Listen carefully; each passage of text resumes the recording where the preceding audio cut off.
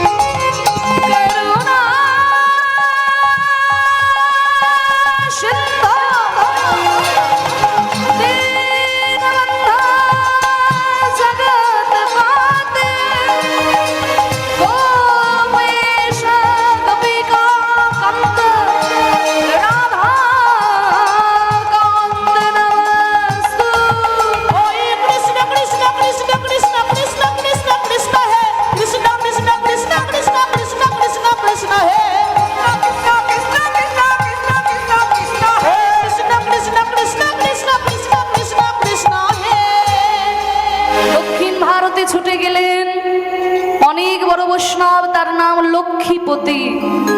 লক্ষ্মীপতি পুরী গোস্বামী পাদ তার চরণ তলে লুটিয়ে পড়লেন। সেই লক্ষ্মীপতি পুরী গোস্বামী সন্ন্যাস মন্ত্রে দীক্ষা দিয়ে সন্ন্যাসী করলেন মাধবকে, আর তার নাম হয়ে গেল মাধবেন্দ্র পুরী গোস্বামী। যাও মাধব, তোমার পথ বৃন্দাবন, তুমি বৃন্দাবনের পথে ছুটে যাও। তা সেই দক্ষিণ ভারত থেকে মাধব ছুটতে ছুটতে যাচ্ছে বৃন্দাবনে, আর বলছে, আমি হরি বলবো রাধা মদন মোহন হেরবো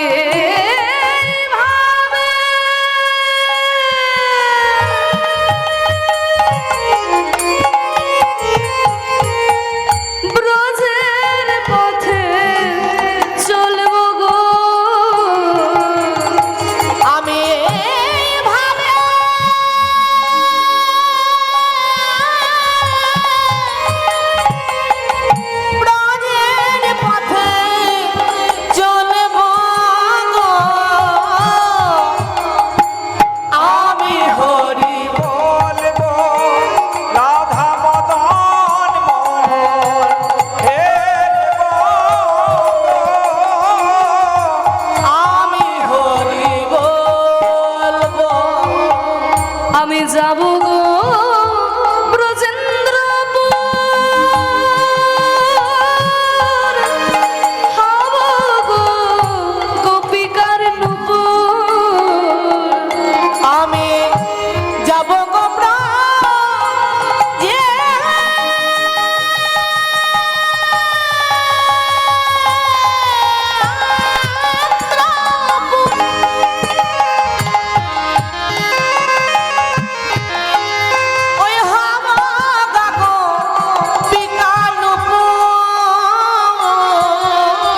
তাদের চরণে মধুর মধুর, চরণে মধুর মধুর, তাদের চরণে মধুর মধুর, তাদের চরণে মধুর মধুর বাজবো গো আমি হরি বলবো বাবা মদন মোহন হেরি গো আমি হরি বলবো এ দেহ অন্তিম কালে হরি বল হরি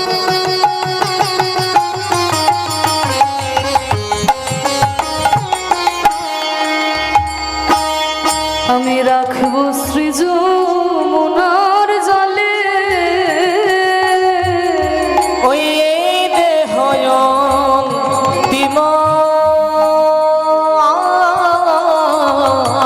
কালে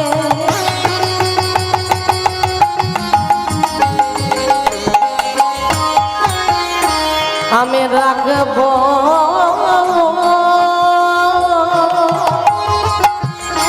শ্রী যমুনার জলে কবে জয় রাধে গোবিন্দ বলে,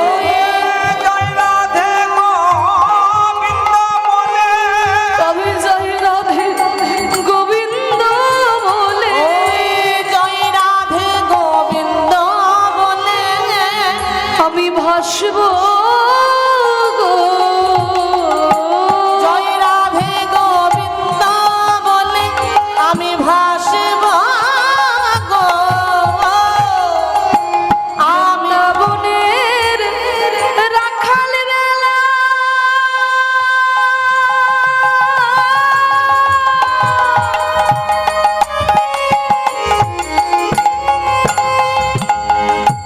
সঙ্গেতে বিনোদ খেলা, ওই বৃন্দাবনে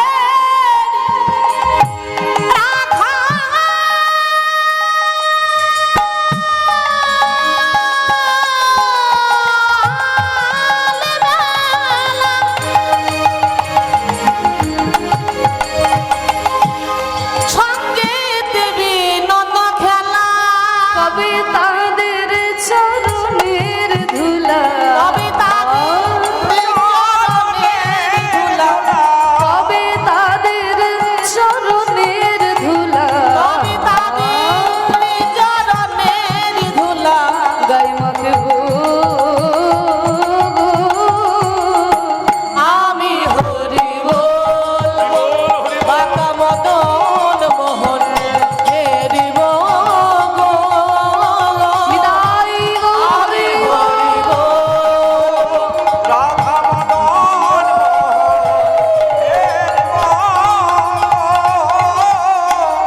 আমি হরি বলবো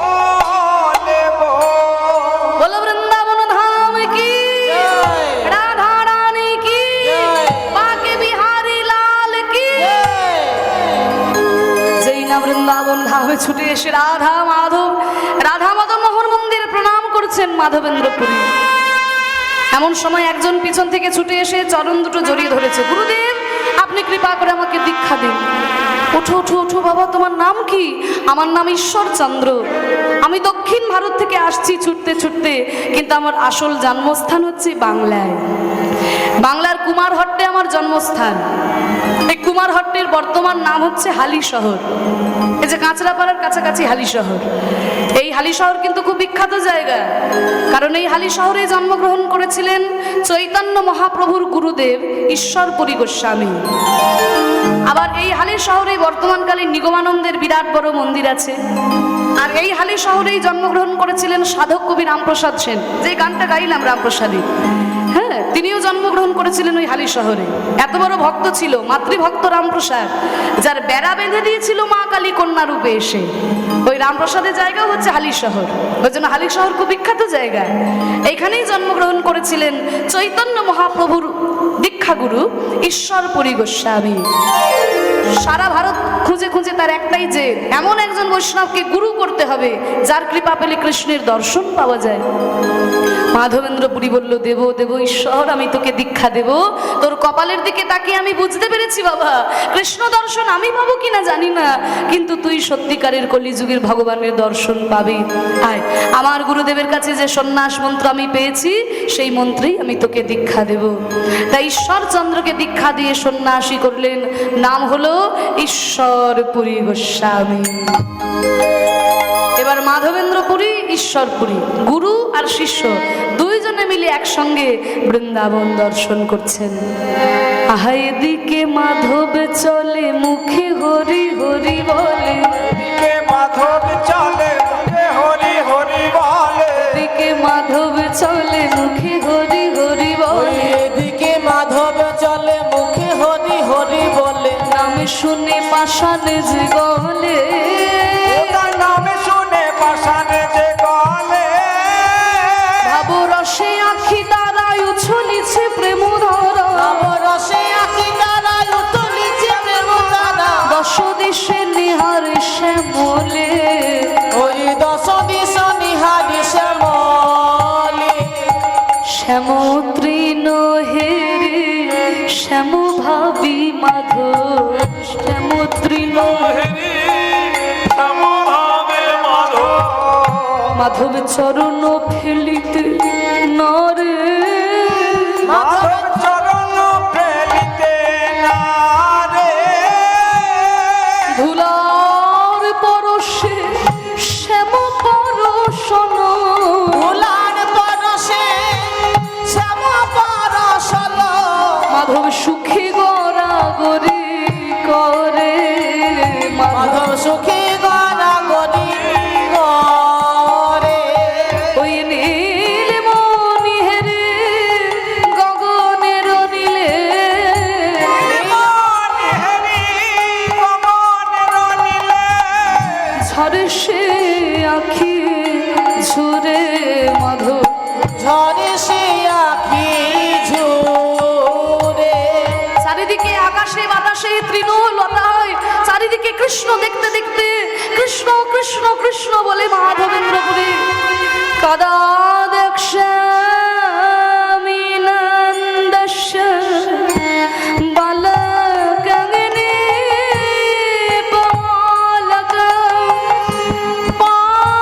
পালকম সর্বসত্তমা লসদিলা কভালকম। বলো বলো আমি কবে তারে দেখতে পাবো,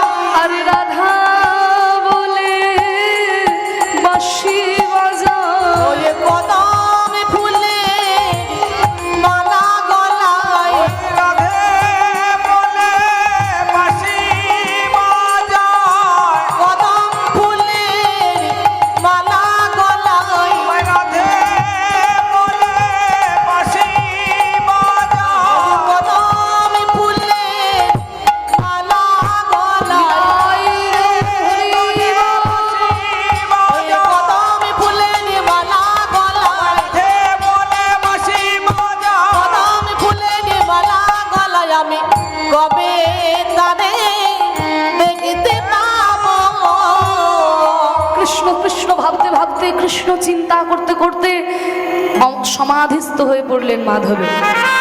মানে কৃষ্ণ চিন্তা করতে করতে অচৈতন্য হয়ে গেছে, সমাধিস্থ। এই সমাধি সহজে ভাঙবে না। ঈশ্বরপুরী মনে মনে চিন্তা করছে, তাহলে গুরুদেব তখন সমাধিস্থ, আমি বরং যাই এই ফাঁকে বৃন্দাবনের ঘরে ঘরে একটু ভিক্ষা করে নিয়ে আসি, যাতে গুরুদেবের ধ্যান ভাঙলে গুরুদেবকে একটু প্রসাদ দিতে পারবো। আর মাধবেন্দ্র পুরীর একটা স্বভাব ছিল, উনি কোনোদিন ভিক্ষা করতেন না। এটা তার স্বভাব ছিল, অযাচক বৃত্তির বৈষ্ণব ছিলেন মাধবেন্দ্র। কোনোদিন কারোর কাছে কিছু চেয়ে খেতেন না। যদি কেউ কোনো কিছু দিল, যে চেয়ে তা খেলো, নইলে গাছের ফল কুড়িয়ে পেলো সেটা খেলো, নইলে শুকনো পাতা কুড়িয়ে পেলো সেইটাই খেলো। গাছের থেকে ছিঁড়ে পর্যন্ত ফল খেতেন না, কারোর কাছে চেয়ে খেতেন না। এই রকম ছিল মাধবেন্দ্র পুরীর স্বভাব। তার ঈশ্বরপুরী মনে মনে চিন্তা করছে, তাহলে গুরুদেব সমাধিস্থ, আমি বরং এই ফাঁকে বৃন্দাবনের ঘরে ঘরে একটু ভিক্ষা করে নিয়ে আসি। এই বলে কদম গাছের একটা তলায় বসিয়ে রেখে ঈশ্বরপুরী যখন ভিক্ষা করতে গেছে, আর ওদিকে কিছুক্ষণ পরে ওমা ওই মাধবেন্দ্রের ধ্যান ভেঙেছে। আর ধ্যান ভেঙে দেখে কি না, একটা বাচ্চা ছেলে সামনে দাঁড়িয়ে আছে। ও সাধু বাবা, সাধু বাবা, তোমার নাম মাধব না? ও গো মাধব, ও মাধব, ভাবছো তুমি কি? ও গো মাধব, ও মাধব, ভাবছো তুমি কি? ও গো মাধব, ভাবছো তুমি কি? ও সাধু বাবা, তোমার নাম মাধব না? এই ছেলে, আমার নাম মাধবেন্দ্র, তোকে কে বলেছে রে? বলে ওই তো তোমার শিষ্য, বৃন্দাবনের ঘরে ঘরে ভিক্ষা করছে না তোমার নাম করে, যে তোমার জন্য সেবা দেবে, তাই ভিক্ষা করতে বেরিয়েছে। তা আমি মনে মনে ভাবলাম, বৃন্দাবন গোটা ঘুরে সে কখন ভিক্ষা করে এনে তোমার জন্য সেবা দেবে, তা ততক্ষণে অনেক দেরি হয়ে যাবে। তা দেখো, আমি একটা কাজ করেছি মাধব, তোমার লাগি দুগ্ধ ভাণ্ড, তোমার লাগি দুগ্ধ ভাণ্ড আমি বয়ে এনেছি, আমি বয়ে এনেছি। দুগ্ধ তুমি পান করো, দুগ্ধ তুমি পান করো, তোমার ক্ষুধার জ্বালা জুড়াইবে, দুগ্ধ তুমি পান করো। ওই ক্ষুধার জ্বালা জুড়াইবে, দুগ্ধ তুমি পান করো। ও তুই আমার শিষ্যের কাছে শুনে আমার জন্য দুধ এনেছিস? ঠিক আছে বাবা, তোর নাম কি রে? আমার নাম গোপাল। যেই বলেছে গোপাল, মাধবেন্দ্রের প্রাণের ভিতরটা ছ্যাক করে উঠল। আমার ছেলের নামও তো গোপাল ছিল, আমার ছেলের নামও তো গোপাল ছিল। আমি ছেলেকে রেখে এসেছি অদ্বৈত আচার্যের কাছে। এতদিন পরে নামটা শুনে প্রাণের ভিতর কেমন যেন মায়া জেগে উঠলো। হ্যাঁ রে, তোর মতো গোপাল কি বৃন্দাবনে অনেক আছে নাকি? হ্যাঁ না সাধু বাবা, এই বৃন্দাবনে অনেক রাখাল, শুধু আমার নাম গোপাল। ও তাই নাকি? তা বাবা গোপাল, এই দেখ, আমি তো এখন নাম জপ করছি, আমার তো নাম জপটা শেষ হয়নি বাবা। তা তুই তো আমার জন্য দুধ এনেছিস, তা এই দুধের ভাতটা এখানে রেখে যা, নালে তুই দাঁড়িয়ে থাক একটু, আমার নাম জপটা শেষ হলে আমি দুধটা খাবো। সাধু বাবা, আমার তো দাঁড়িয়ে থাকার সময় নাই, আমাকে সারাদিন অনেক কাজ করতে হয় জানো। আমি সারাদিন গোটা বৃন্দাবন খুঁজে খুঁজে দেখি যে বৃন্দাবনে কে না খেয়ে বসে আছে। আমি তার জন্য দুধের ভাঁড় নিজের হাতে নিয়ে যাই। এই না, তোমার জন্য আমি দুধের ভাঁড়টা রেখে দিয়ে গেলাম, তোমার নাম জপটা শেষ হলে তুমি দুধটা খেয়ে নিও, আমি বরং বিকেলে এসে ভাতটা নিয়ে যাব। এই বলে ওই ছেলেটি যখন চলে গেল, আবার নাম জপ করতে বসলো মাধব।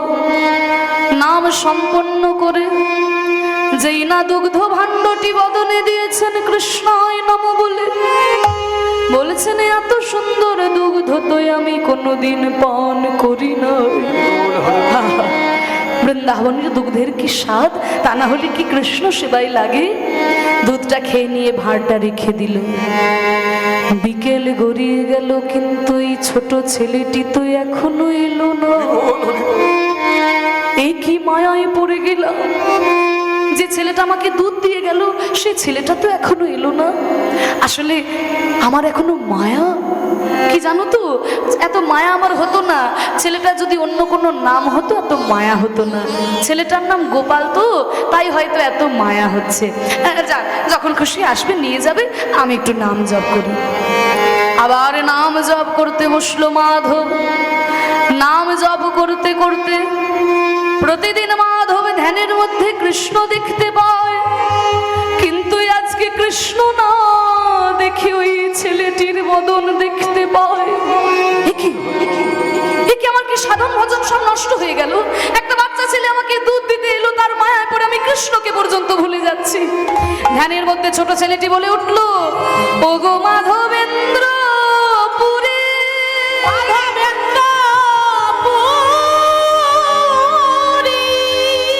আমি রাখাল বেশে তোমায় দিলাম দুধের খুরি, দিলাম দুধের খুরি। ওগো গোপীনা, ওগো গোপীনা, ঠাকুর তুমি গোপীনা, গোপীনা, ওগো গোপীনা। আমি তোমার সেবক, আমি তোমার সেবা করার জন্য বৃন্দাবনে ছুটে এসেছি ঠাকুর। আমি কোথায় তোমার জন্য দুধের ভার বয়ে নিয়ে যাব তা না, আমি অভুক্ত আছি জেনে তুমি আমার জন্য দুধের ভার বয়ে এনেছো ঠাকুর। এ তোমার কেমন লীলা ঠাকুর, এ তোমার কেমন লীলা। ধ্যানের মধ্যে গোপাল বলে উঠলো, মাধবেন্দ্র তোমাকে দিয়ে আমার অনেক কাজ করাতে হবে। আমি এই বৃন্দাবনের গোপাল, 4500 বছর ধরে গোপাল মূর্তি বৃন্দাবনে পুজো হয়েছে। পরবর্তীকালে ভারতবর্ষে যখন জবন্তের আক্রমণ হলো, ভক্তরা আমাকে বাঁচানোর জন্য এই বৃন্দাবনের মাটির মধ্যে আমায় পুঁতে রেখেছে। তুমি এসে ওই মাটির ভিতর থেকে আমাকে উদ্ধার করো।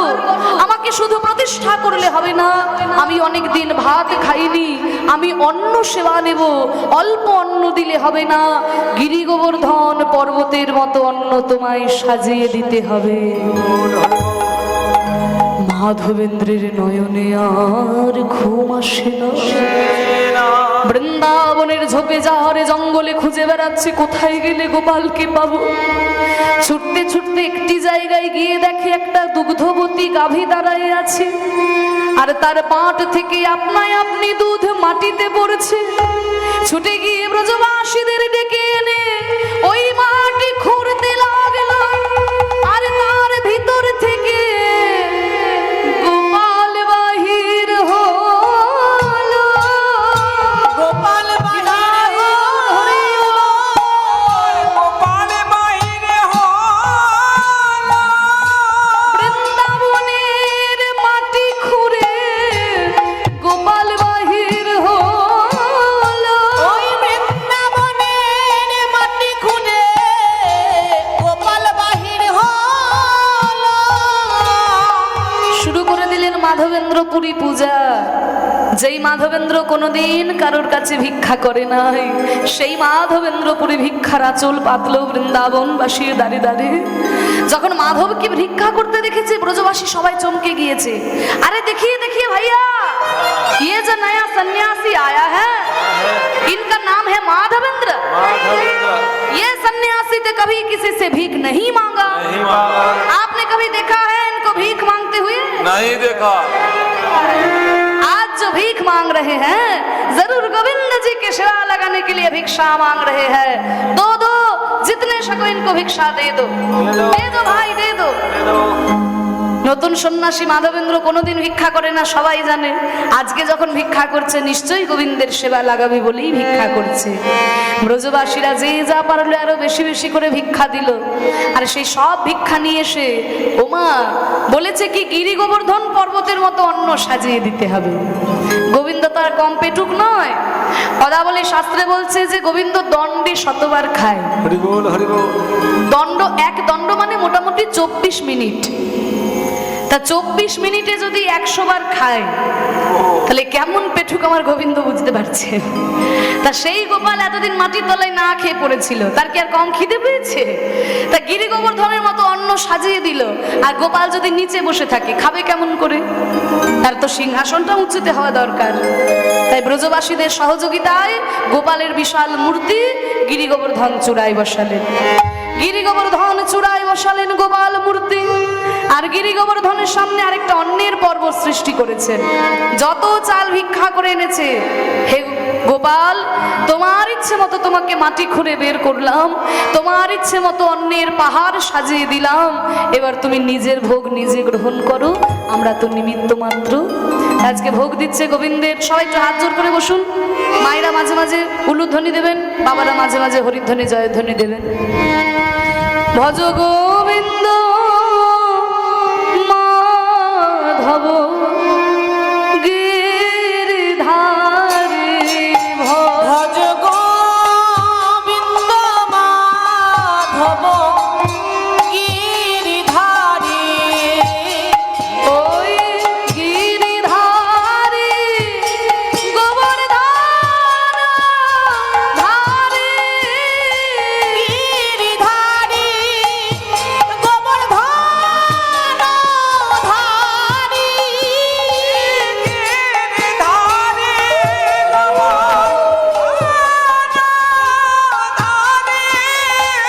প্রেমময় প্রভু বদন হলো ভারী, ভজ গোবিন্দ মাধব গিরিধারী। গোবিন্দ মাধব গিরিধারী। ওই ভিক্ষা করি মাধব পুরী অন্ন আনাইল, ভিক্ষা করে মাধবেন্দ্র পুরী অন্ন আনাইল। ভিক্ষা করে মাধব অন্ন আনাইল। শ্রী গোবিন্দের সেবা হবে, শ্রী গোবিন্দের সেবা হবে। ওই অন্নকূট সাজাইছে, শ্রী গোবিন্দের সেবা হবে। ওই অন্নকূট সাজাইছে, শ্রী গোবিন্দের সেবা হবে। আমি ভিক্ষা করে এনেছি হে, ভিক্ষা করে এনেছি হে, ভিক্ষা করে এনেছি হে, ভিক্ষা করে বলেছি হ্যাঁ। তোমার ভক্তের দ্বারে দ্বারে ভিক্ষা করে বল হরি বল। এনেছি হে। বলে তোমার ভক্তের দানে দানে ভিক্ষা করে এনেছি হে। থরে থরে আনি সব সাজাইয়া দিল, হরে হরে মাধব কি গৌর হরি। ভজ গোবিন্দ মাধব গিরিধারী। শাক ও শুকতা ভাজি কত দিল সারে সারে, সাগসুতা ভাজে ইলান্দারি সারে। আর ভোগের উপরে দিল তুলসী মঞ্জরি, হরে হরে গোবিন্দ মাধব গিরিধারী। ভজ গোবিন্দ মাধব গিরিধারী।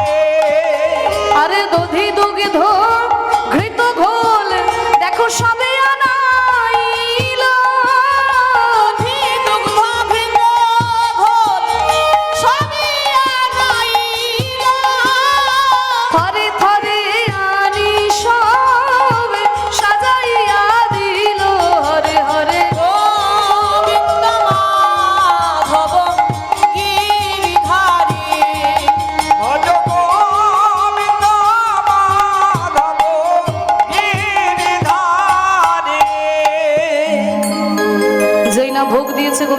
হঠাৎ আকাশ থেকে দৈববাণী হলো, মাধব। ব্রজবাসীরা সবাই এদিক ওদিক তাকাচ্ছে, কোত্থেকে আওয়াজ আসছে? আকাশ থেকে আওয়াজ আসছে, আমি তোমার অন্নকূট ভোগের সেবায় বড় আনন্দ পেয়েছি মাধব। আজ থেকে বিধান হলো প্রতি বৎসর ভক্তগণ এইভাবে অন্নকূটের সেবা আমাকে দেবে। তখন থেকে বিভিন্ন জায়গায় অন্নের পাহাড় তৈরি করে গোবিন্দের ভোগ দেওয়া হয়। তা বাবা পক্ষান্তরে বলে রাখি, এই গোপাল মূর্তি কিন্তু আপনারা এখন বৃন্দাবনে গিয়ে গিরি গোবর্ধনের চূড়ার উপর দেখতে পাবেন না। যার জন্য একটা কথা প্রচলিত আছে যে বৃন্দাবনে যাইও না থাকিও চিরকাল, না চড়িও গোবর্ধন না হেরিও গোপাল। হরিবোল হরিবোল। মানে বৃন্দাবনে যাবে কিন্তু চিরকাল থাকবে না, গিরি গোবর্ধনে উঠবে না, গোপালও দেখবে না। কারণ বৈষ্ণব শাস্ত্র মতে গিরি গোবর্ধন পর্বতটাই কৃষ্ণ। এবার গিরি গোবর্ধনের ওপরে ওঠা মানে কৃষ্ণের গায়ের ওপরে উঠে পড়া। আর যেহেতু গিরি গোবর্ধনের ওপরে গোপাল রয়েছে, তাই গিরি গোবর্ধনে উঠবে না, গোপালও দেখবে না। কিন্তু ভক্তদের কষ্ট হয় তো মাধবেন্দ্রপুরীর প্রতিষ্ঠিত গোপাল দেখতে না পারলে, তাই পরবর্তীকালে ওই গিরি গোবর্ধন চূড়া থেকে গোপাল নামিয়ে এনে অন্যত্র সেবা করা হয়। বৃন্দাবনে নাথ দুয়ার বলে একটা জায়গা আছে, সেই নাথ দুয়ারাতে এখনো গোপাল মূর্তি পূজিত হচ্ছে। হ্যাঁ, তা গোপালের সেবা করতে করতে আবার গোপাল স্বপ্ন দিল মাধবকে, মাধব তুই তো জানিস আমি যার কাছে সেবা পাই তার কাছে সেবা পেতে বড় ভালোবাসি। তা তুই যে আমার জন্য অন্নকূট ভোগ দিলি, আমার ক্ষুধা তো দূর হলো অন্নের ভোগ পেয়ে, কিন্তু আমি যে এতদিন মাটির তলায় পড়েছিলাম, আমার এই সারা গায়ে যে বড় জ্বালা, এই জ্বালা যে কিছুতেই জুড়াচ্ছে না। তুই যদি একটা কাজ করিস তাহলে আমার এই গায়ের জ্বালাটা জুড়িয়ে যায়। বলুন শ্রীগোপাল, আমি আপনার জন্য কি সেবা দেব? ওরে মাধব, আমার এই অঙ্গের জ্বালা জোড়ায় যদি তুই মলয় চন্দন এনে আমার গায়ে মাখাতে পারিস। মলয় চন্দন কোথায় পাওয়া যাবে? না, তোকে দক্ষিণ ভারতে যেতে হবে। উড়িষ্যা পেরিয়ে দক্ষিণ ভারতে যে বিরাট চন্দনের জঙ্গল, তাকে বলে মলয় চন্দনের জঙ্গল। সেইখান থেকে চন্দন এনে যদি আমার গায়ে মাখাতে পারিস তাহলে আমার গায়ের জ্বালাটা জুড়িয়ে যায়। হরিবোল হরিবোল। মাধবেন্দ্রের আনন্দ আর ধরে না, ঈশ্বরপুরীকে ডেকে বলে, ওরে ঈশ্বর, আমার এই গোপালের সেবা তুই দেখে রাখ। আমি চললাম আমার গোবিন্দের জন্য চন্দন আনতে। কৃষ্ণ অঙ্গে চন্দন মাখাতে স্বয়ং রাধা রানীর কর কাঁপে। গোবিন্দ অঙ্গে চন্দন মাখাতে মা যশোমতির কর কাঁপে। সেই কৃষ্ণ অঙ্গে আমি চন্দন মাখাবো, এ যে আমার বড় ভাগ্যের কথা। এবার দেখুন, রাত্রে বিশ্রাম নিচ্ছেন, সকাল হলেই বেরোবেন। এবার রাত্রে যখন বিশ্রাম নিচ্ছেন, ওমা রাধারানী স্বপ্নে দর্শন দিলেন। রাধারানী দর্শন দিয়ে বলছে, কিরে মাধব, তুই কি শুধু কৃষ্ণ ভক্ত নাকি রাধারও ভক্ত? বলে, কেন কেন, কৃষ্ণ কি কখনো রাধা ছাড়া থাকতে পারে? তা তুই যে আমার গোবিন্দের জন্য অন্নকূট ভোগ দিলি, আবার গোবিন্দের জন্য চন্দন আনতে যাচ্ছিস, তা আমাকে কিছু সেবা দিবি না? বলুন শ্রী রাধে, আপনাকে আমি কি সেবা দেব? ওরে মাধব, আমাকে তোকে ভিক্ষা করে সেবা দিতে হবে না। তুই তো জানিস আমার 25টা গুণের মধ্যে একটা গুণ হচ্ছে সঙ্গীতাগ্রসর আধিক্যে। যত রকমের সঙ্গীত আছে সব আমি জানি, সব আমি ভালোবাসি। 6 রাগ 36 রাগিনী আমি বড় ভালোবাসি রে মাধব। তা তুই যে আমার গোবিন্দের জন্য চন্দন আনতে যাচ্ছিস, যেতে যেতে আমায় একটা গান শোনাতে শোনাতে চল। মাধবেন্দ্রপুরী বলছে, হে রাধে, আমি কি তোমাকে গান শোনাতে পারবো? তবে তুমি কৃষ্ণ দর্শনে যেতে গিয়ে যেইভাবে সখীদের দ্বারা সুসজ্জিতা হয়ে গিয়েছিলে, সেই অভিসারিণী রাধারানীর বর্ণনায় আমি যেমন পারবো তেমন গাইব।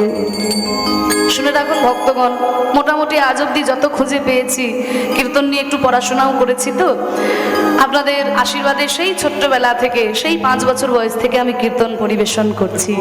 আমার প্রথম কীর্তন শিক্ষা, এই যে আমার বাবা কিবোর্ড বাজাচ্ছেন, কীর্তনিয়া গদাধর দাস, ওনার কাছে আমার প্রথম কীর্তন শিক্ষা। পরবর্তীকালে কীর্তন সম্রাট শ্রী সুমন ভট্টাচার্য মহাশয় কৃপা করেছেন এবং কীর্তনের মূল ঘরানার গান তিনি কৃপা করে শিখিয়েছেন। সেই সঙ্গে আপনাদের আশীর্বাদে আমি বর্ধমান ইউনিভার্সিটি থেকে ইংরাজি এমএ করেছি, বিএড করেছি, তারপরে কলকাতা রবীন্দ্র ভারতী বিশ্ববিদ্যালয় থেকে এই কীর্তন বিষয় নিয়ে আমি আরেকটা এমএ কমপ্লিট করলাম। আপনারা আশীর্বাদ করবেন যেন হরিনামের সঙ্গে সঙ্গে শিক্ষাও চালিয়ে যেতে পারি। যেহেতু একটু পড়াশোনার মধ্যে আছি তাই একটু খোঁজ খবর আমাদের রাখতে হয়। তা 10,000 বৈষ্ণব পদাবলীর সন্ধান পাওয়া যায় বাবা, 10,000 বৈষ্ণব পদাবলী। তার মধ্যে 1,000 পদাবলী নিয়ে কীর্তনীয়ারা ঘোরাফেরা করে, তার মধ্যে 9,000 পদাবলী তো গাওয়াই হয় না, কিন্তু সন্ধানে আছে। কিন্তু এই 10,000 পদাবলীর মধ্যে 10-12,000 পদাবলীর মধ্যে মাত্র একটি পদ মাধবেন্দ্রপুরী রচিত, মানে এটা পাওয়া গেছে। রাধারানীর অভিসারের পদ, রাধারানীকে শুনিয়েছিলেন মাধবেন্দ্রপুরী এই পদ, তা সেই পদটি একটু গাইছি। যেহেতু রূপের পরে তো অভিসার এমনিতেই হয়, তাই একটু গাইছি, আপনারা শুনুন। আমি মানেগুলো বলে দিচ্ছি, এই পদাবলীগুলো না গাইলে কীর্তনের মর্যাদা রক্ষা হয় না। তো এখন তো পদাবলীগুলো ধীরে ধীরে হারিয়ে যাচ্ছে, তা আপনারা যখন ধৈর্য ধরে শুনছেন একটু মন দিয়ে শুনুন। রাধারানীকে সাজিয়ে দিচ্ছে সখীরা, আর সাজিয়ে দেওয়ার পরে রাধারানীকে কেমন দেখতে হয়েছে একদম চরণ থেকে মস্তক পর্যন্ত বর্ণনা দিচ্ছে। আরে কি বা সাজলো ধনি চন্দ্র বদনি শ্যামদর্শ আসে রে, সাজালো ধনি চন্দ্র বদনি শ্যামদর্শ আসে রে, সঙ্গিনী গণ রঙ্গিনী সব ঘেরলো চারি পাশে রে, সঙ্গিনী গণ রঙ্গিনী সব হেরল চারিপাশে রে, এলো চারিপাশে। সখীরা সবাই গোল করে ঘিরে বসেছে রাধারানীকে।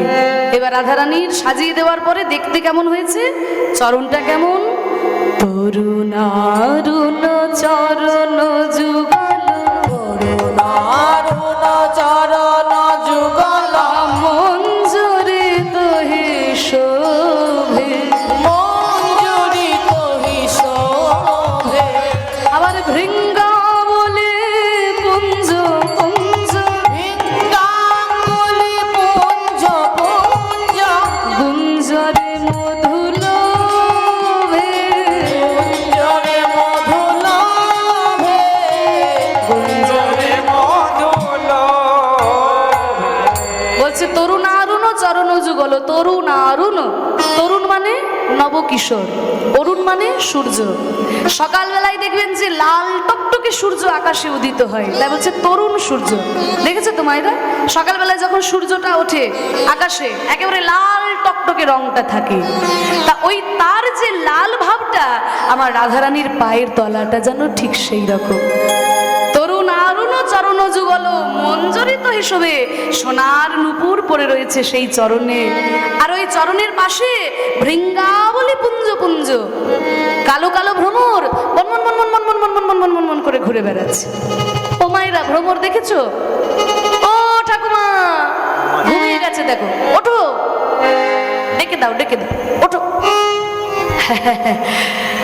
রাধারানীর পায়ের চারপাশে কালো কালো ভ্রমর দেখেছো? ভ্রমর রাত দুপুরে ঘুম থেকে তুলে ভ্রমর দেখেছো? ছোটবেলা থেকে ভ্রমর দেখে দেখে বড়বেলা একবার যদি হুল ফুটিয়ে দেয় তো বুঝতে পারবে, কত ধানে কত চাল বোঝা যাবে যদি ভ্রমর একবার হুল ফুটিয়ে দেয়, তাই না? তা ওই যে কালো কালো ভ্রমর বনবন বনবন বনবন করে ফুলের চারপাশে ঘুরে বেড়ায়, কিন্তু আজকে রাধারানীর পায়ের চারপাশে ভ্রমরগুলো বনবন করে ঘুরে বেড়াচ্ছে। তাহলে কেন রাধারানীর পায়ের চারপাশে কেন ঘুরছে? আসলে ভ্রমর ভাবছে বোধহয় সোনার কমল ফুটেছে, যেন সোনার কমল ফুটেছে, রাই চরণ দেখে ভ্রমর ভাবে সোনার কমল ফুটেছে গো। চরণ দেখে ভ্রমর ভাবে সোনার কমল ফুটেছে রে, পদ্ম ফুলে অনেক দেখেছি, সোনার পদ্ম তো কোনোদিনই দেখি নাই। এই পদ্মের কাছে এসেছি যখন মধু নিশ্চয়ই পাবো। পদকর্তা এক পাশে দাঁড়িয়ে বলেছে, ওরে ভ্রমর, তোর জীবনে এবারে ধন্য হলো। সকল পদ্মে তুই এমনি মধু পাস, কিন্তু রাই চরণ পদ্মে একবারে যখনই এসেছিস, কৃষ্ণের প্রেম মধু পেয়ে যাবি। কৃষ্ণ প্রেম মধু পেয়ে যাবে। রাই চরণ তলে এসেছিস যখন, প্রেম মধু পেয়ে যাবি। রায় চরণ তলে এসেছিস যখন, আমাদের রাই বড় দয়াময়ী। রায় চরণ তলে এসেছিস যখন, রাই বড় দয়াময়ী। রায় চরণ তলে এসেছিস যখন, প্রেম মধু পেয়ে যাবি। বৃঙ্গাবলী পুঞ্জ পুঞ্জ গুঞ্জরে মধু। রাধারানীর পায়ের চারপাশে কালো কালো ভ্রমর বনবন করে ঘুরে বেড়াচ্ছে। চরণের বর্ণনা হলো, আর চরণের উপরে কুম্ভে কুম্ভ যিনি নিতম। ভজনে নিতম্ব, ভজনে নিতম্ব, কেশরখিনী মাঝে কেশর দক্ষিণী মাঝে, নীলাম্বর পট্টাম্বর, নীলাম্বর পট্টাম্বর, নীলাম্বর পট্টাম্বর, নীলাম্বর পট্টাম্বর, কিঙ্কিনি তহি বাজে। কিঙ্কিনি কহিবাজে। রাধারানীর নীল শাড়িটা দেখে মনে হচ্ছে যেন গগনে মেঘ উদয় হয়েছে। আর হাত দুটো কেমন, বাহু যুগল ধীর বিজুরে। বাহু যুগল ধীর বিজুরি, বাহু যুগল স্থির বিজনী। বাহু যুগল ধীর বিজুরি, বাহু যুগল ধীর বিজুরে। যুগল স্থির বিজনী। করি সবক সঙ্গে। করি শাবক সঙ্গে। পরিশাবত সঙ্গে। রাধারানীর হাত দুটো কেমন, ধীর বিজুরি। রাধারানী যখন দুটো হাত নাড়াচ্ছে মনে হচ্ছে বিদ্যুৎ এক জায়গায় খেলা করছে। আকাশে দেখা যায় বিদ্যুৎ এখানে নেচে উঠলো, ওখানে নেচে উঠলো, কিন্তু রাধারানী যখন হাত দুটো নাড়াচ্ছে মনে হচ্ছে বিদ্যুৎ খেলা করছে। বাহু যুগল ধীর বিজুরি, যুগল স্থির বিজনী। করি সবক সঙ্গে। করি শাবক সঙ্গে। করি শাবক, করি মানে হাতি, শাবক মানে বাচ্চা। হাতির ছোট ছোট বাচ্চাগুলো সুর নাড়ালে যেমন দেখতে লাগে, আমার রাধারানী হাত দুটো নাড়ালে ঠিক তেমন লাগছে। করি শাবক সঙ্গে। পরিশাবত সঙ্গে। করি শাবক সঙ্গে। হে মঙ্গদ মণি কঙ্কন। এই মঙ্গলমণি কঙ্কন, হে মঙ্গল, আগেকার দিনে মায়েরা এই জায়গায় একটা গয়না পড়তো, তাকে বলছে হে মঙ্গল। আর হাতে রয়েছে সোনার কঙ্কন। আহা হে মঙ্গদ মণি কঙ্কন। মঙ্গলমণি কঙ্কন। ও মা, ওরে নখরে শশী খণ্ডে, এ নখরে শশী খণ্ডে, নখরে শশী খণ্ডে, নখরে শশী খণ্ডে, যেন 10 চাঁদের উদয় হয়েছে। 10 চাঁদের উদয় হয়েছে। 10 চাঁদের উদয় হয়েছে। 10 চাঁদের উদয় হয়েছে। 10 নখে দেখে মনে হয় যেন 10 চাঁদের উদয় হয়েছে। 10 নখ দেখে মনে হয় যেন 10 চাঁদের উদয় হয়েছে।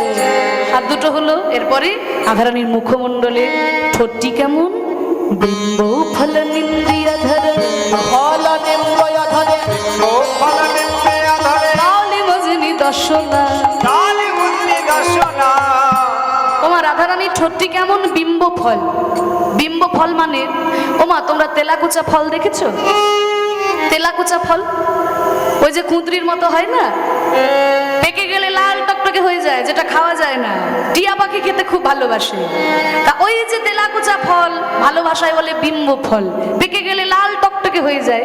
তার যে লাল ভাবটা, আমার রাধারানীর ঠোঁটটা যেন ঠিক সেই রকম। বিম্ব ফল নিন্দিয়া ধরে, ফল নিম্বয় ধরে, তালে মজনি দর্শনা। কালী বুদ্ধি দর্শনা। ডালিম ফলের বীজগুলো যেমন পরপর সাজানো থাকে, আমার রাধারানীর দাঁতগুলো যেন সেইভাবে সাজানো আছে। ডালে মজনি দর্শনা। কালী বুদ্ধি দর্শনা। বেশরতহীন লগে ঝলকে। শরৎহীন লাগে ঝলকে। ওমা, অনেক মায়েরা দেখবেন এই নাকের মাঝখানে একটা গয়না পরে, নাকের মাঝখানে, তাকে বলে বেসর। হ্যাঁ, রাধারানী সেই বেসরটা মণিমুক্তা জড়ানো, তো এদিক ওদিক তাকাচ্ছেন আর ঝলমল ঝলমল করছে। বেসরতহীন লগে ঝলকে। শরৎহীন লাগে ঝলকে, শরৎহীন দেহি নালকে ঝলকে ও মা, আবার মন্দ মন্দ হাসো না, মন্দ মন্দ হাসনা মন্দ মন্দ হাসনা মন্দ মন্দ হাসনা মন্দ মন্দ হাসনা। দেখবে মাগো অনেকে আছে দেখতে খুব সুন্দর, খুব সুন্দর দেখতে, সারাদিন মুখটা এমন বাংলার মাঝের মধ্যে করে বসে থাকে, হরি বল হরি বল। হ্যাঁ, যে মুখের দিকে তাকাতে ইচ্ছে করে না। কিন্তু রাধারানী যেমন দেখতে সুন্দর, মুখে তেমনি মৃদুমন্দ হাসি, একবার দেখলে বারবার দেখতে ইচ্ছে করে। বেশরতহি নালকে ঝলকে ঈশান দেহি নালকে ঝলকে মন্দ মন্দ হাসো না, মন্দ মন্দ হাসনা মন্দ মন্দ হাসনা মন্দ মন্দ হাসনা। নব যৌবনী চন্দ্রবদনে, নব যৌবনে চন্দ্রবদনে নব যৌবনী চন্দ্রবদনে, নব যৌবনী চন্দ্রবদনে বৃন্দাবন বাঁকে। বৃন্দাবন বাসে। এবার পদকর্তার নাম বলছে, একটু হাত জোর করুন। মাধবেন্দ্রপুরে রচিত ভাষণ, মাধবেন্দ্রপুরী রচিত ভাষণ। পূর্ণি পূর্ণি পাতে, পূর্ণি পূর্ণি পাকে পূর্ণি পূর্ণি পাতে। রাধারানীকে গান শোনাতে শোনাতে মাধবেন্দ্রপুরী এসে পৌঁছলেন উড়িষ্যার রেমুনা গ্রাম।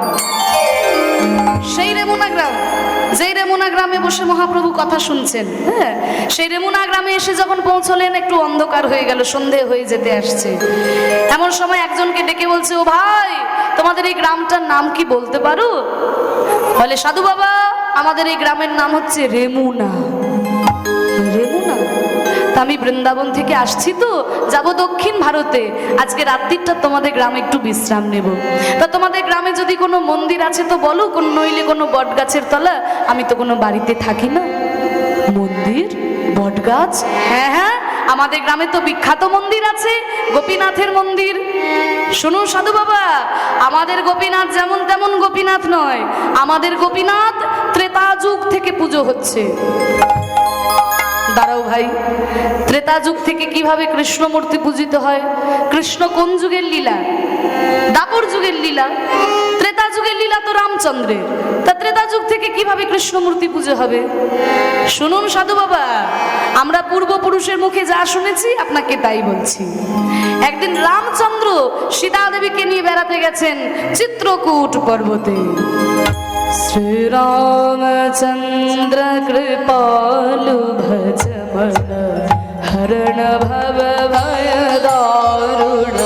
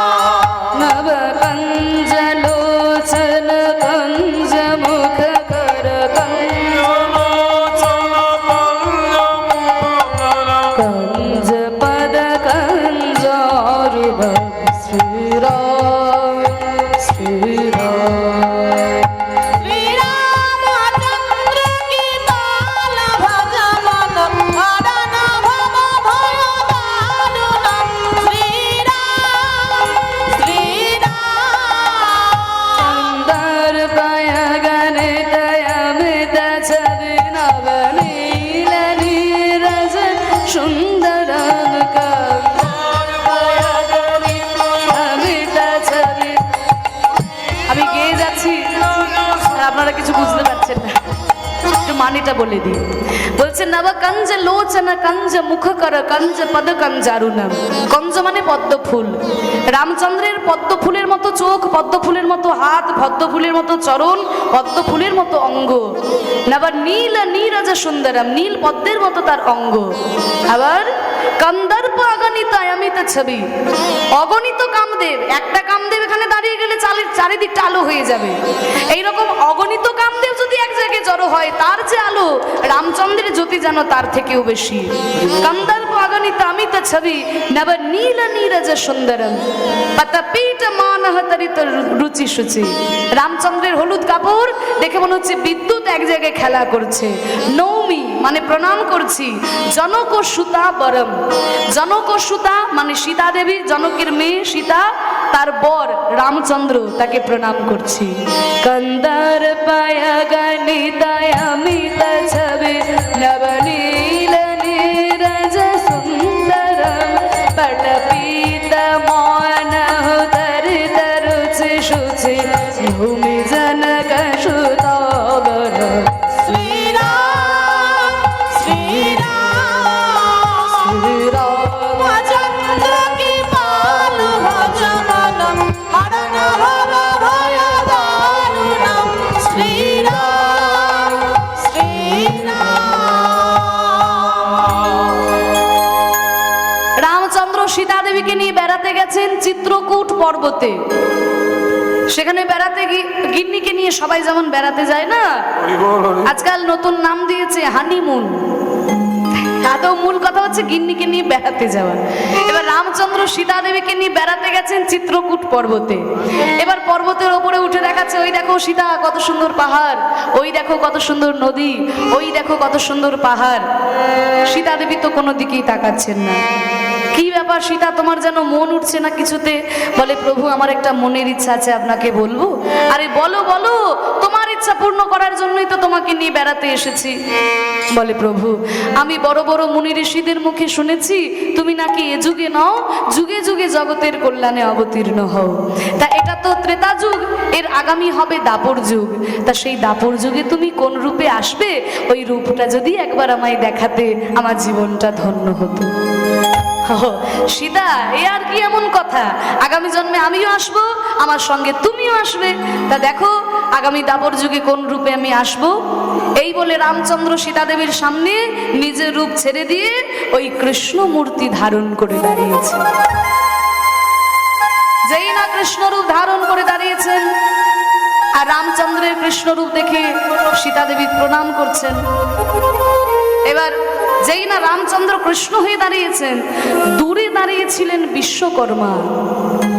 বিশ্বকর্মা দূরে দাঁড়িয়েছিল। যেই রামচন্দ্র কৃষ্ণ হয়ে দাঁড়িয়েছে, পর্বত তো আনাচে কানাচে অনেক কালো পাথর আছে, তাড়াতাড়ি একটা কালো পাথর নিয়ে এসে দেখতে পাচ্ছে ওই যে রামচন্দ্র কৃষ্ণ হয়ে দাঁড়িয়েছে, হুবহু একেবারে ওই কৃষ্ণ মূর্তি। বিশ্বকর্মা ধীরে ধীরে এঁকে ফেললো। ঠিক সেই মূর্তিটা ধরে রেখেছে যেই মূর্তিতে দর্শন দিয়েছে। কৃষ্ণমূর্তি আঁকা হয়ে গেল, তাও কৃষ্ণ হয়ে দাঁড়িয়ে আছে। এইবার কি করব? তখন বিশ্বকর্মা করলো কি, কৃষ্ণমূর্তিটার গোড়ায় আবার যেমন রাম সীতাকে দর্শন করছিল, ওই রাম সীতার মূর্তিটাও এঁকে ফেললেন। ওই জন্য সারা ভারতবর্ষে একটাই কৃষ্ণমূর্তি আছে, যেই কৃষ্ণমূর্তির গোড়ায় আবার ত্রেতা যুগে রাম সীতারও মূর্তি আছে। শুনলেন সাধু বাবা? এই হচ্ছে আমাদের গ্রামের গোপীনাথের ইতিহাস। আমাদের গোপীনাথ ত্রেতা যুগ থেকে পুজো হচ্ছে। বাহ, এই ঘটনা তো আমারও জানা ছিল না। শুধু তাই নয়, আমাদের গোপীনাথকে এমন একটা ভোগ দেওয়া হয়, সারা ভারতবর্ষে কোথাও এমন ভোগ হয় না। কিরকম ভোগ? এই ভোগ একদম শুদ্ধ ক্ষীর, এত সুন্দর করে তৈরি করা হয়। 12টি মাটির মালসায় এই ক্ষীরের প্রসাদ সাজানো হয়। এই ক্ষীরের প্রসাদের আমরা নতুন নাম রেখেছি অমৃত কেলি। এই অমৃত কেলি প্রসাদ একমাত্র আমাদের রেমুনা গ্রামে পাবেন, অন্য কোথাও পাবেন না। মাধবেন্দ্রপুরের আনন্দ আর ধরে না। মনে মনে চিন্তা করছে সন্ধ্যাবেলায় তাহলে আমি আরতি দর্শন করব। আরতি দেখার পরে নিশ্চয়ই আমাকেও প্রসাদ দেবে। শত শত ভিড় হয়েছে মন্দিরে, আরতি দেখার জন্য সবাই ছুটে এসেছে, আর মাধবেন্দ্র গিয়ে সবার পিছনে দাঁড়িয়েছে। শুভ আরতি কে জয় জয়, মদন গোপাল কে শুভ আরতি কে জয় জয়, মদন গোপাল। শুভ আরতি কিয়ে জয় জয়, মদন গোপাল কি। শুভ আরতি কিয়ে জয় জয়, মদন গোপাল কি।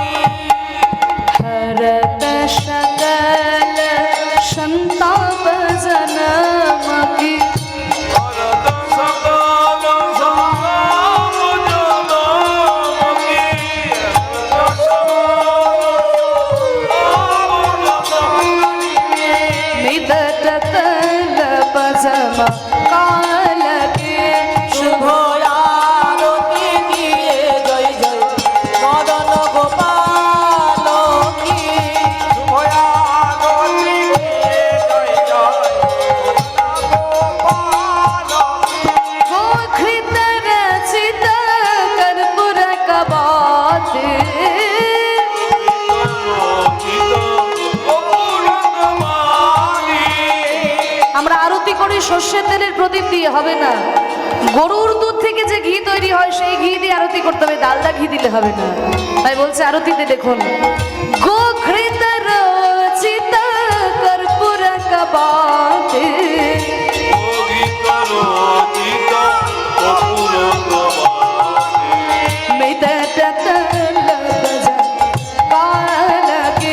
শুভ আরতি কিয়ে জয় জয় মদন গোপাল কি।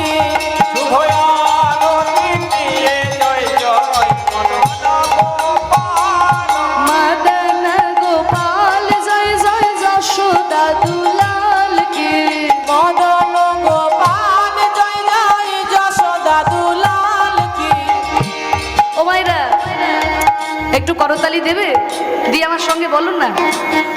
আবার কবে দেখা হবে তা ঠিক নেই, একটু করতালি দিয়ে বলো, একটু নাম গাই আমরা সবাই মিলে, হাতে করতালি। আমি বলি আমার পরে পরে, সুরে সুর মিলিয়ে বলো দেখি। মদন গোপাল জয় জয় যশোদা দুলাল কি।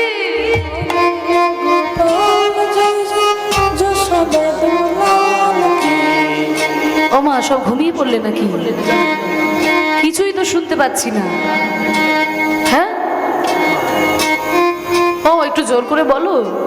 আসলে তোমরা বলছো বলছো তাও দেখো শুনতে পাচ্ছি না। এই মাইকে গান করে করে আমার কানটাই খারাপ হয়ে গেছে। তোমরা বলছো তাও শুনতে পাচ্ছি না। একটু জোর করে বলো, একটু জোর করে বলো, মনে মনে বললে হবে না। মদন গোপাল জয় জয় যশোদা দুলাল কি। হ্যাঁ, এইবার শুনতে পাচ্ছি। যশোদা দুলাল জয় জয় গিরিধারী লাল কি।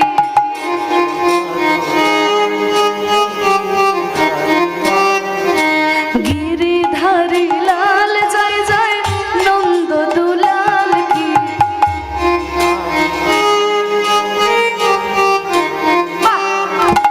নন্দ দুলাল জয় জয় যশোদা দুলাল কি। ওই নন্দ দুলাল জয় জয় যশোদা দুলাল কি। যশোদা দুলাল জয় জয় গিরিধারী লাল কি। ওই যশোদা দুলাল জয় জয় গিরিধারী লাল কি। আর গিরিধারী লাল জয় জয় গোবিন্দ গোপাল কি। গিরিধারী লাল জয় জয় গোবিন্দ গোপাল কি। আর গোবিন্দ গোপাল জয় জয় গিরিধারী লাল কি। গোবিন্দ গোপাল জয় জয় গিরিধারী লাল কি। শুভ আরত কি জয় জয় মদন গোপাল কি। শুভ আরতি কিয়ে জয় জয় বিদায় মদন গোপাল কি।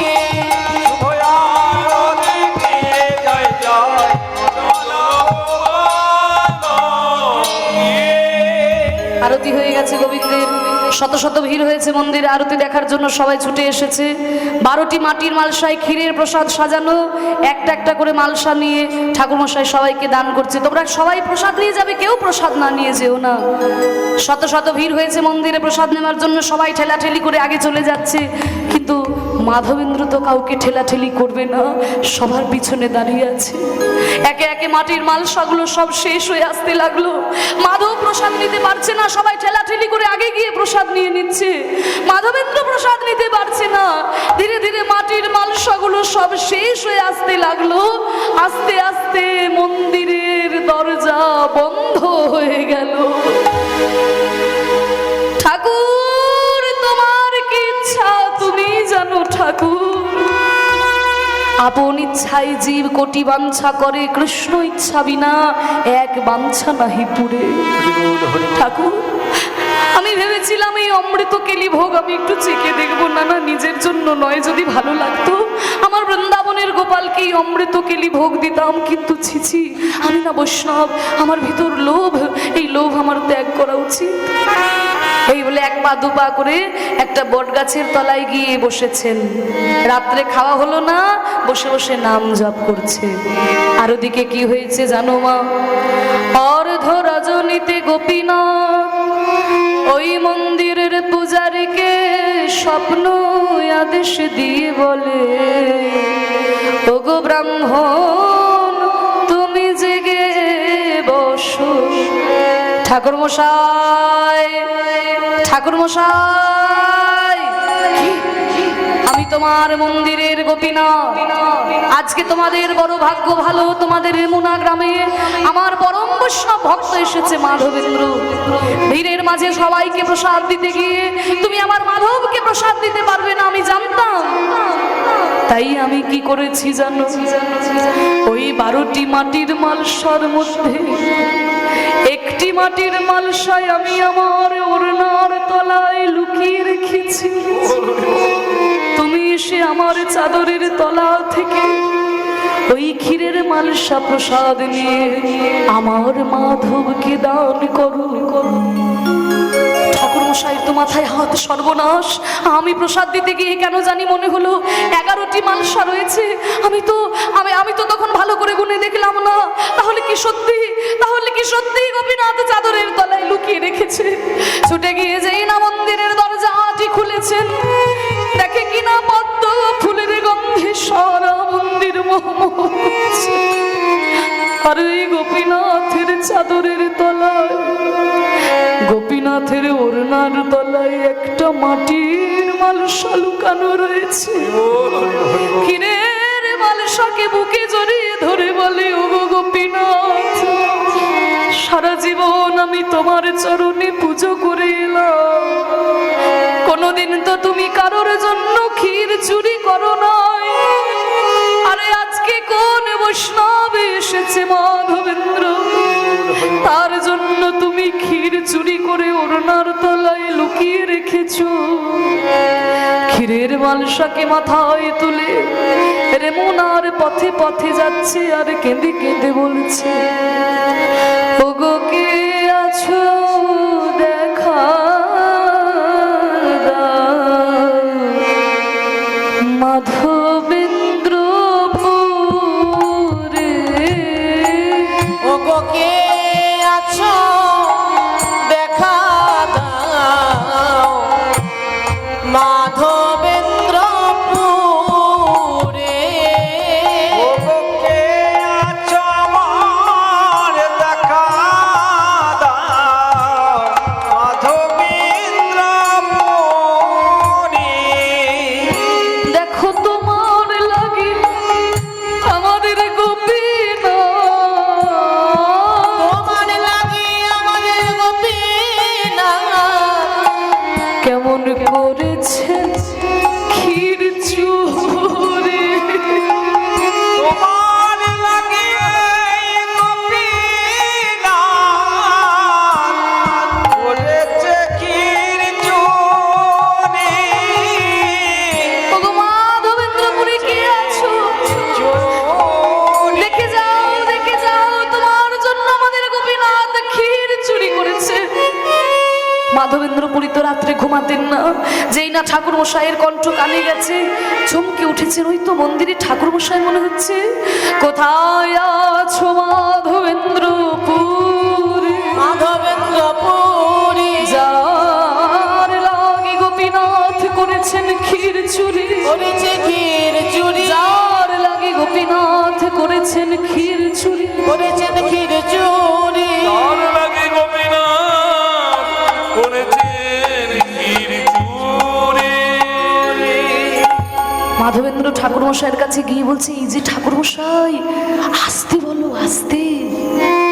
আমার জন্য গোপীনাথ ক্ষীর চুরি করেছে, এ কথা চিৎকার করে বললো না। তাহলে আস্তে আস্তে গ্রামের লোক সব এগিয়ে আসবে তো, আমাকে আর গ্রাম থেকে যেতে দেবে না। আমি হলাম বৈষ্ণব দাস অনুদাস মাধবেন্দ্রপুরী। আমার জন্য গোপীনাথ ক্ষীর চুরি করেছে, এই অধমের জন্য গোপীনাথ ক্ষীর চুরি করেছে। কই দাও দাও আমায় সেই প্রসাদ দাও, আমি প্রাণ ভরে প্রসাদ গ্রহণ করি। প্রাণ ভরে প্রসাদ গৌর হরে গ্রহণ করিব।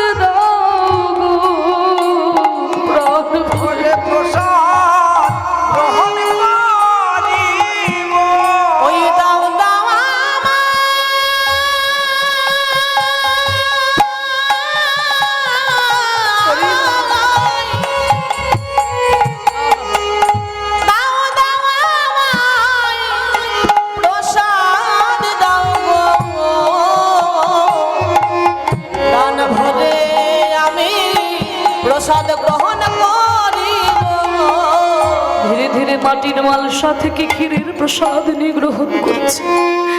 আর মাটির খুঁড়িকে জড়িয়ে ধরে বলে, ওরে মাটির খুঁড়ি তোর কত ভাগ্য, আমার গোপীনাথ তোকে নিজের হাতে স্পর্শ করে চাদরের তলায় লুকিয়ে রেখেছে। ওরে মাটির খুঁড়ি, তুই যখন আমার গোবিন্দের পরশ পেয়েছিস, তুই তো মহাপ্রসাদে হয়েছিস। তুই তো আর প্রসাদে নয়, তুই প্রসাদের প্রসাদ।